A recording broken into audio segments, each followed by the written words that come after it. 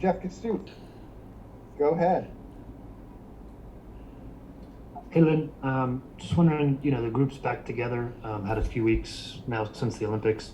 Has there been, what's the conversation been? Have you talked at all about kind of putting the Olympics behind you? Is it something that you kind of try to celebrate still in these few games? What is that sort of mindset at the moment?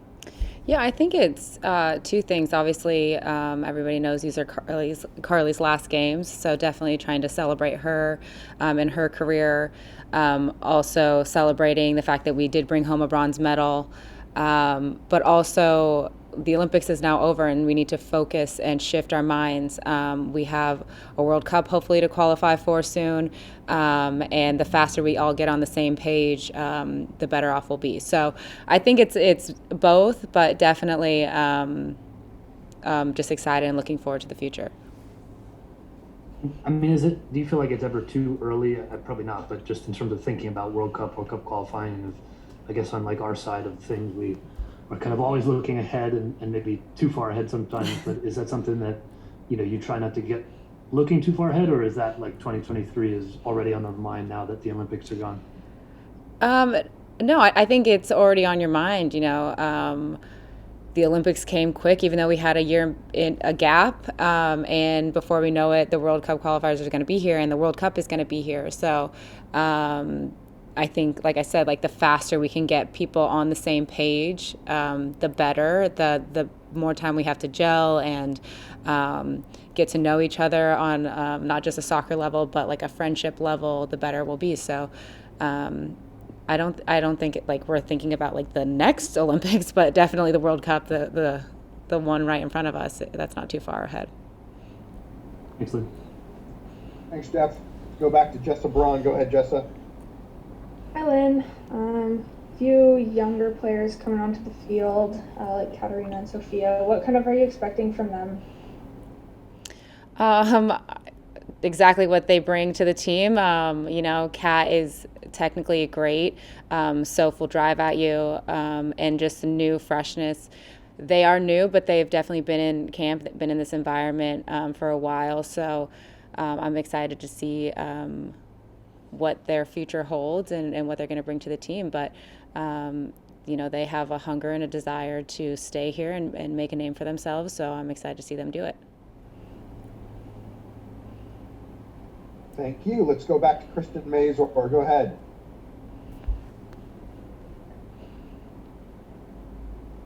There we go. There we go.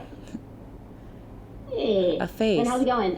First off, just a really easy question. How are you enjoying Cleveland so far? Good. The weather is beautiful, so it was nice to get out at training today. This is my first time here, so I'm excited. Awesome. Yeah, you guys came at a good time. Last week was extremely windy, and during one of my live shots, one of my eyelashes flew right off. So it's fun. So you guys are good.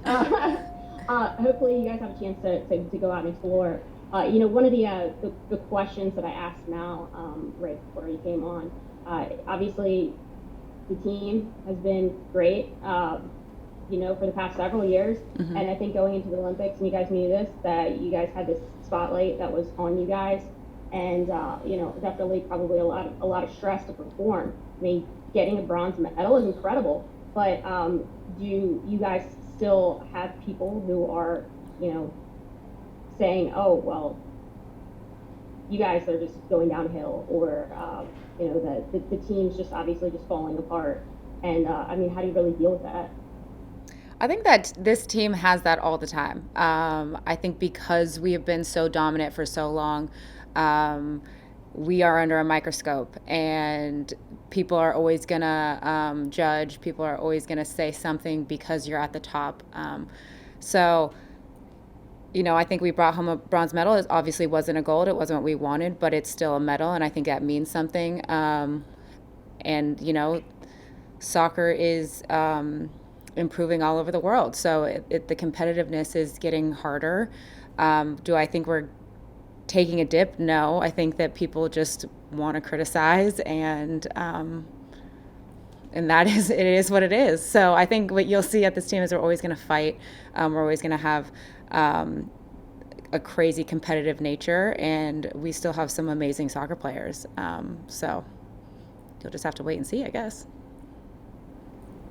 No, you guys definitely haven't taken it, that's for sure. I think people just like to complain, especially nowadays. The past year and a half, it's just been, very, very hard. And that kind of leads into something else that I also asked now that I want to ask you, which is very related to it. And that's, the mental aspect of the game, not just the physical aspect of it.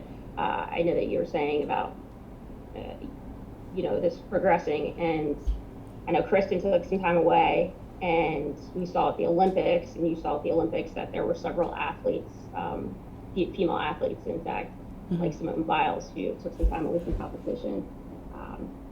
How do you deal with that mental aspect of the game, that pressure, and do you think that it's actually gotten harder, like the past few years, or even did you see with this past Olympics that it was really, really tough to deal with?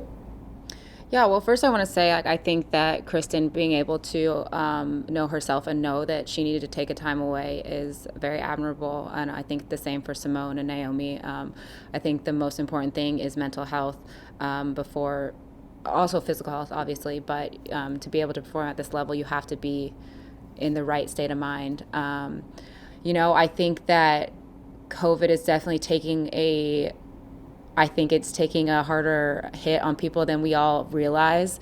I think that we sit and we say, I'm fine, but, the world has changed. And I think that that's across the board for all people, that we are still not able to do the things that we are used to and that we normally do. So, if it's like more people on social media, it's because you're not getting out and seeing things. So you feel like you're in this like bubble in this globe. And I definitely think it's just harder because we're not used to being able to have those outlets that we normally have without a COVID world. And so what does our world look like going forward? I have no idea. I don't think anybody does. But for me, I lean on my family. I lean on my teammates. I love going to brunch and going to coffee and just having those little grasps at like normalcy and time to like relax and reflect. But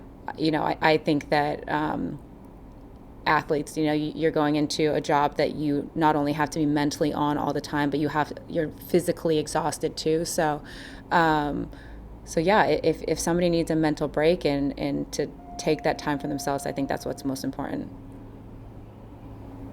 Thank you very much. And also, we have some really great brunch places around Cleveland too. You might want to check out.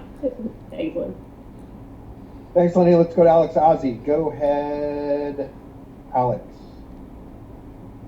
Hey, Lynn. Thanks so much for taking the time today. Now that you're a few weeks removed, I'd love to just kind of get your perspective on the summer as a whole, dating back to when you found out that you were an alternate, when you found out that the rules around alternates were changing, and then when you found out that you were going to play a game making you an Olympian, because I think a lot of people don't necessarily realize that you don't become an Olympian until you play. Well, yeah, a mix of emotions, that's for sure.